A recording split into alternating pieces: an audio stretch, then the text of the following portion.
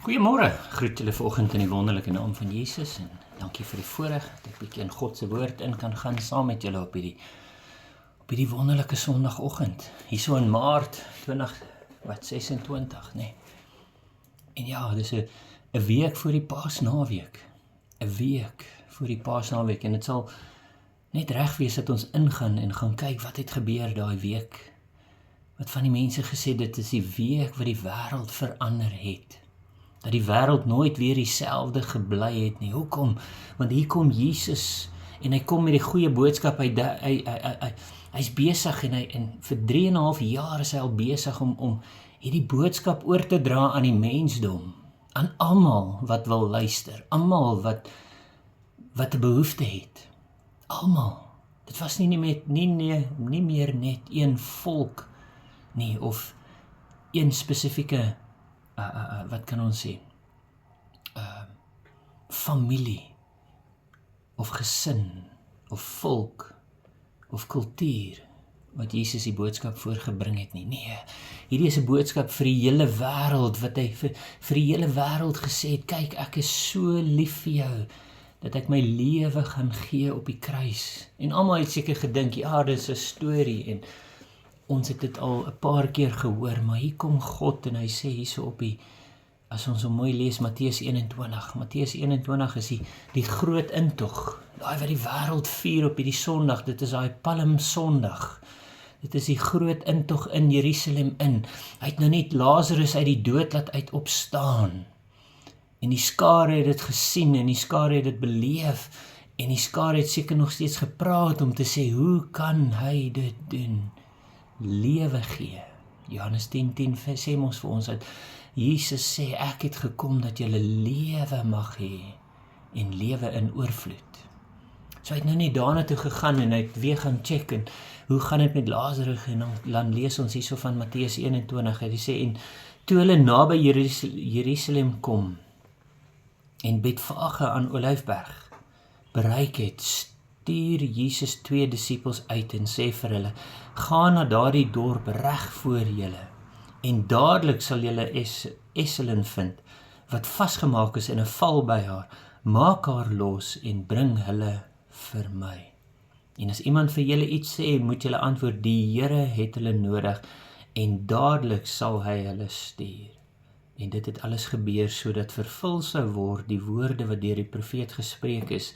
Sê vir die dogter van Sion, kyk, jou koning kom na jou toe sagmoedig en hy sit op 'n esel, ja, 'n jong esel, die vul van 'n pakdier. En die disippels het gegaan en gedoen soos Jesus hulle beveel het. Hulle het die esel en die vul gebring en hulle het klere daarop gelê en hy het daarop gaan sit. En ek los dit hierso vir nou, ek gaan nou verder lees, maar hier is vir my so 'n wonderlike storie, weet. Dit is daai wat Jesus vir mense sê, en dit is wat Jesus vir my en vir jou sê, reg voor jou. Hy sê mos daarvoor, gaan, hy gee vir my en vir jou 'n opdrag. Hoeveel kere het ons al 'n opdrag by God gekry, in ons gees, in ons gedagtes, ons sit daar so en ons dink, en Here sê vir jou, gaan asseblief en doen hierdie vir my. En dan kom ons daar met stories en alles en ja maar dis te moeilik en en dan sê Jesus vir reg voor jou, die dorp reg voor jou, die probleemsituasie reg voor jou. Ek gee vir jou die oplossing, ek gee vir jou, want Jeremia 29 vers 11 sê, God ken die planne wat hy vir jou en vir my het. Dit is planne wat ons gaan seën, dit is planne wat ons kan uitvoer, dit is planne wat vir my en vir jou uniek is. Dit klink dalk snaaks op hierdie oomblik waar jy jouself nou vind, maar God se plan is die beste. En hy sê vir jou, daar reg voor jou, die ding wat jy reg voor jou kan sien, gaan en maak dit los. Gaan en bring hy probleemsituasie, maak dit los, want jy hou vas aan dit. Jy hou vas aan hy probleemsituasie, jy hou vas aan hy ding wat jy dink is nie goed genoeg nie. Daai ding wat jy dink is te groot sonde vir God om te oorwin. En Jesus sê vir ons vandag op hierdie Palm Sondag, wat hy hierdie dag vir my en vir jou gegee het, hierdie dag het hy geweet wat voor hom lê. Hy het geweet, as ek hier in hierdie stad in moet stap, gaan ek doodgaan. Maar dis die moeite werd, sê Jesus. en ek sal dit weer doen, sê Jesus. Maar hy hoef dit nie weer te doen nie. Sien, hy het dit een keer gedoen vir my en vir jou. En dit is die opdrag wat Jesus vandag vir my en vir jou gee, is om te sê, gaan maak los. Daai ding wat jy dink is nie goed genoeg nie, of daai ding wat jy dink is te groot sonde, of 'n te groot probleemsituasie, of 'n te groot ding. En as iemand jou vra, iemand jou vasvat, iemand vir jou sê, hoekom hou jy op met hierdie? Hoekom kom jy nie meer saam met ons kroeg toe nie? Hoekom kom jy nie saam met ons na parties toe nie? Hoekom breek jy hierdie verhouding af? En dan sê, maar die Here het dit nodig. Die Here het my nodig. Die Here het jou nodig vandag, om sy wil uit te leef in die wêreld, om sy doel vir jou te bereik. Maar partykeer hou ons vas en ons maak verskonings en ons sê vir die Here, ja, maar, nee Here, maar. Dan sê nee, sodat vervul sou word. Ja, die profeet hierso, Sagaria, waarvan hy praat daarso, dat hy sal inkom, hy sal sagmoedig wees, en dis wat God is, hy is sagmoedig.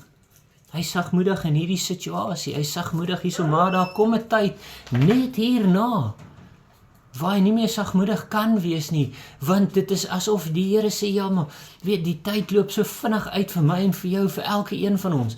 Ons is nie gewaarborg op môre nie, so ons moet nou hierdie ding doen wat die Here van ons verwag. En ons hou nog steeds vas aan dit, en ons sê, Here, maar nee. En hy sê, nee, sê vir daai persoon wat jou weghou van die Here af, sê vir daai persoon wat jou terughou van die oorwinning af, sê vir daai persoon wat jou uit jou volkome 'n groot doel vir jou lewe bereik, wat jou weghou van daai groot doel in jou lewe. Sê vir daai persoon, ja, maar die Here het my nodig. En dis wat die Here wil hê vandag. Hy sê, die Here het jou nodig vandag. Vandag op hierdie Palmsondag, vandag maak 'n besluit, en hy sê daarso, hy sê, en die grootste deel van die skare het hulle klere op die pad oopgegooi, en ander het takke van die bome afgekap en op die pad gestrooi. Dis amazing, die grootste deel van die skare, daai dorp was seker 20 tot 40.000 mense groot. Maar op hierdie tyd waar almal sou kom om Paasfees te vier, om die Passover.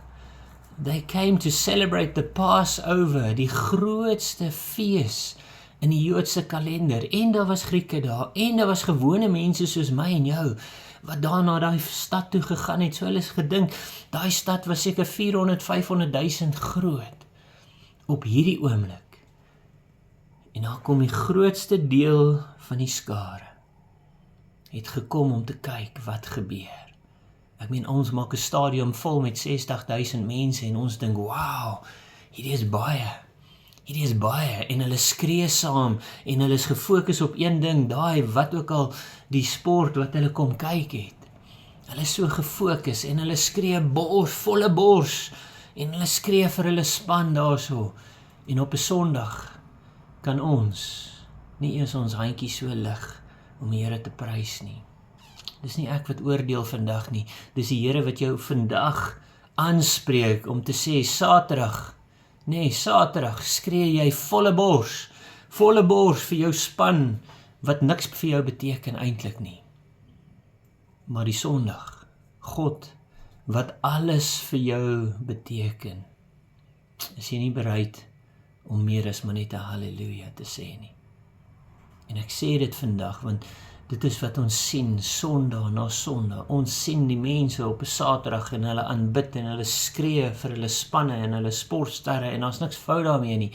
Maar het jy dieselfde eier en die ywer, het jy dieselfde opgewondenheid in jou die Sondag, wanneer jy skree vir die Here? En kyk wat sê hulle daar, sê, en die skare wat voorgeloop het en wat hom gevolg het uitgeroep en gesê, Hosanna vir die seun van Dawid, geseënd is hy wat kom in die naam van die Here, Hosanna in die hoogste hemele. En toe hy in Jerusalem inkom, het die hele stad in opskudding geraak en gesê, wie is hierdie man? Dit sê vir my en vir jou, dit moet vir my en vir jou sê.